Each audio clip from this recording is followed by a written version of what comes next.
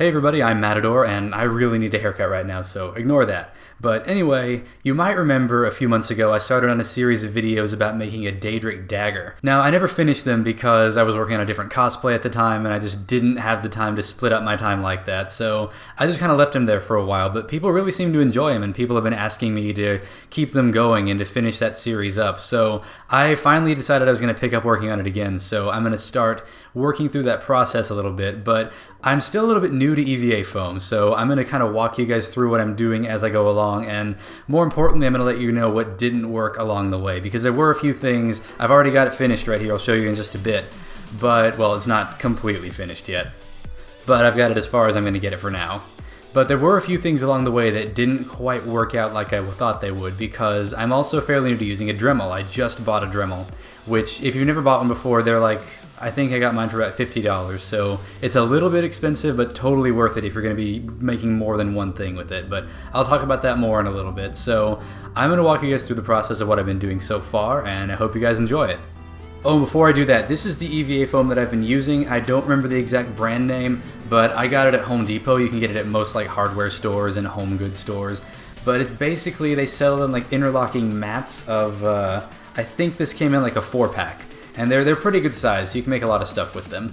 Alright, so first I got my paper pattern that we printed out in the last video, and this is actually one of the points where I wish I'd done things a little bit differently, because what I did was I took my large sheet of EVA foam and then I taped my pattern over on top of it, and then I cut through the whole thing with a big X-Acto knife. So I was having to cut through both the EVA foam and the paper, and I'm going to try to do it a little bit differently next time. I'm going to try tracing the outline of it next time, because one thing I didn't like about that method was it felt like it made my cuts a little bit jagged. So I'll experiment with this a little bit and I'll let you guys know how it goes. This prop is going to be a little bit thicker than just one sheet of EVA foam, so I cut the whole thing out twice, and then I'm going to be rubber cementing those two bits together. Now there are a couple of other points along the dagger that are raised even further than that, so I have a thinner type of foam here that I'm cutting out those bits from. I'm going to try to link all these in the description if I can find them, but I bought most of them at craft stores and I honestly still don't have the labels with me. Again, I cut these bits out twice and I rubber cement them onto the finished prop. There were a few little discrepancies in the area, a few pieces that kind of stuck out, but that's alright, you don't have to worry about that so much because we're going to be able to sand all that down with our Dremel in a little bit.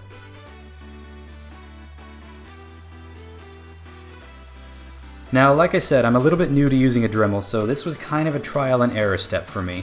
But one of the first things that you have to do is take the areas that stick out a lot and sand those down uniformly. Now, since I cut this bit out twice and I'm not using anything laser guided, I'm just using my hand, things aren't very exact. So there are some jagged edges between the two pieces that have been glued together, but I'm going to be sanding all that down with my Dremel so that it becomes one smooth edge.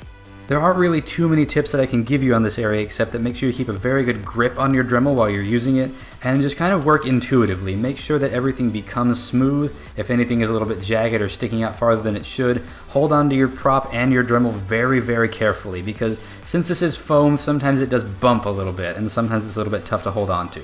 Probably the hardest part when working on this particular prop was working on the jagged edges on the bottom. You can see that it's got kind of a serrated edge on it, which is very difficult to do with the Dremel bits that I have right now. I didn't really think about that when I started on this, but the bits that I have are a little bit too large for this task. I was able to make them work pretty well, but you kind of have to improvise a little bit when you're doing that. I'm going to keep working on this and see if I can find other ways to get those edges a little bit sharper and a little more exact, and I'll let you know what I am able to find out. Alright, so here we have the fruits of my labor so far. I'm actually pretty satisfied with how it's looking at this point. It still needs a lot of work, obviously, because like I said, I'm still kind of new to working with EVA foam. But I learned a lot from working on this. I learned a lot about using the Dremel. I learned a lot about forming this in the proper way and using different layers of EVA foam to make things work. So you can kind of see what's going on here. You can kind of see that I've got the two copied patterns of the Daedric dagger form that I've kind of rubber cemented together here. And you can see there's a different type of foam up here. I know I covered that, but you can really tell now that there's two different colored patches over there. But once I'm done with this, the next step from here is going to be actually like filling in all these little holes in here with Mod Podge, which also makes a really good sealant. So I'm going to be filling in the little gaps that are left in this this prop so far. But first I got to keep finishing out the details, finish out the sanding, finish all the rest of the little details on this thing so far.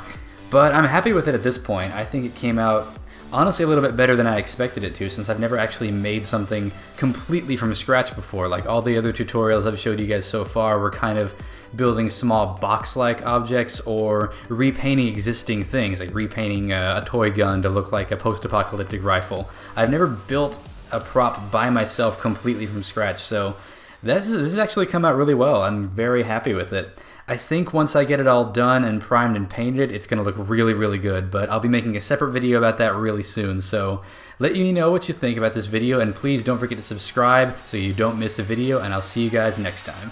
Adios.